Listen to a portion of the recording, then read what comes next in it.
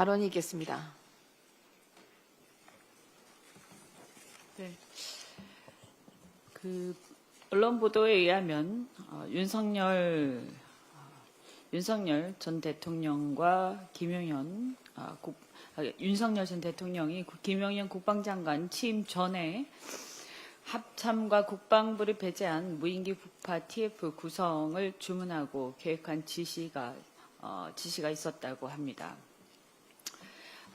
또한 김용현은 장관 취임 후에 합참 작전본부에 무인기 북파 계획을 전파하고 본격 작전을 실행한 의혹이 드러나고 있습니다. 또 개업 일주일 후에는 무인기 북파 증거인멸 정황이 드러나고 있는 중입니다. 이렇게 외환죄의 정황이 드러나고 있는데요. 이 외환죄는 지금 현재 드러나고 있는 내란도 심각한데 어의를 상실하게 합니다. 이것이 사실이라면 국가와 국민을 보호해야 할 자, 그리고 그 측근 세력들이 권력을 유지하기 위해서 국가와 국민의 안전 보장을 팔아넘긴 셈입니다. 그래서 어떤 이유로도 결코 용서받지 못할 죄입니다.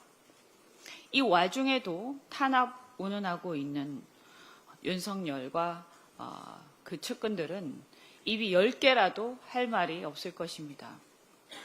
그리고 또한 이런 자들을 앞장서서 옹위한 국민의힘을 비롯한 여러 사람들은 국민들 앞에 섰고 대죄해도 모자란다고 생각합니다.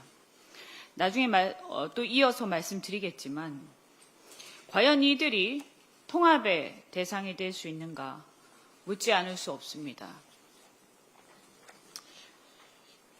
이어서 바로 말씀을 드리면 이재명 정부 인선 관련해서 국민의 관심이 높고 일부 인사에 대해서 우려도 제기되고 있는 게 사실입니다. 인수위 없이 출범하다 보니 인사검증 시스템 등 국민적 기대에 미치지 못한 부분이 있다면 여당 지도부로서 송구하다는 말씀을 드립니다. 차제 인사검증 시스템을 좀 더 정비할 필요가 있다 이렇게 생각이 됩니다.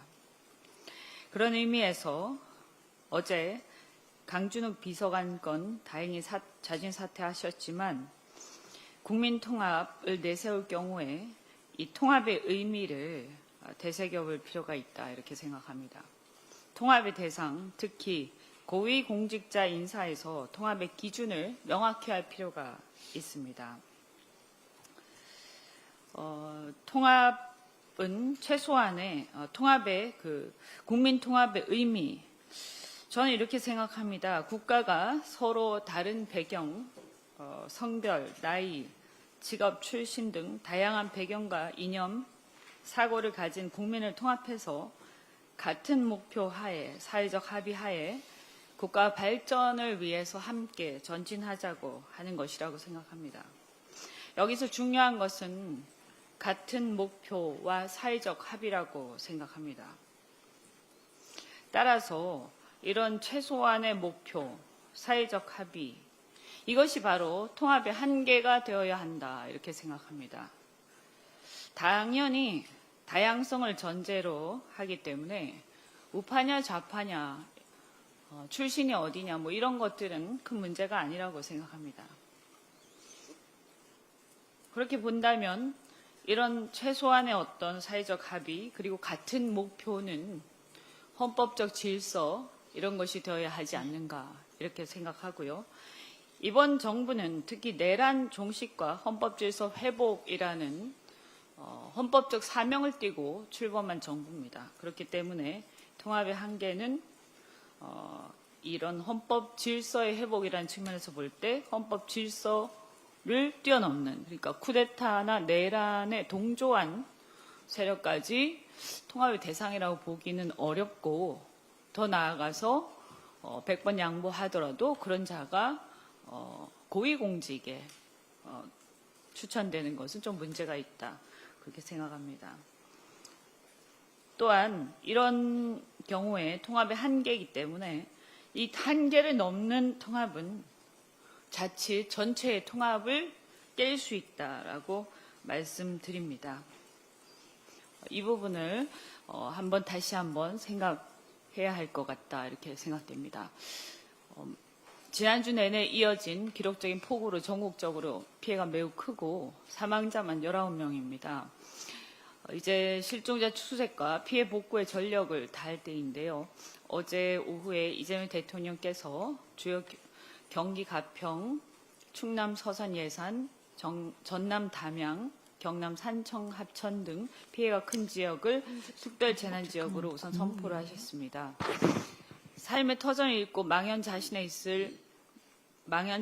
있을 피해 주민을 지원할 신속한 조치를 환영하는 바입니다. 그 외에도 추가로 특별재난지역 선포 필요가 있는지 살펴봐 주시기 바랍니다. 그런데 이렇게 피해가 컸던 원인 중에 폭우라는 천재지변 외에 인재가 도사리고 있었는지를 따져봐야 할 것입니다. 특히 경남 산청, 경기 가평 등은 폭우로 산사태가 이어져서 인명피해가 매우 컸는데요. 지역 특성상 사방댐 등 구조물이 있었다면 인명피해를 막을 수 있었다라는 지적이 나오고 있습니다. 산림청 등이 산사태를 예견했음에도 일부 지역은 산림청과 지자체가 지정하는 산사태 취약지역에서 제외되었다고 합니다.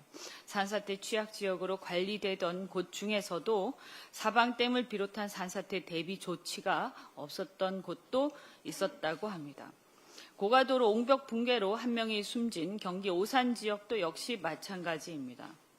또한 캠핑 도중에 떠내려가서 숨지거나 실종된 분들의 경우에도 재난관리 당국의 피난 경고 등이 충분했는지, 왜 매년 같은 일이 발생하는지도 살펴봐야 할 것입니다.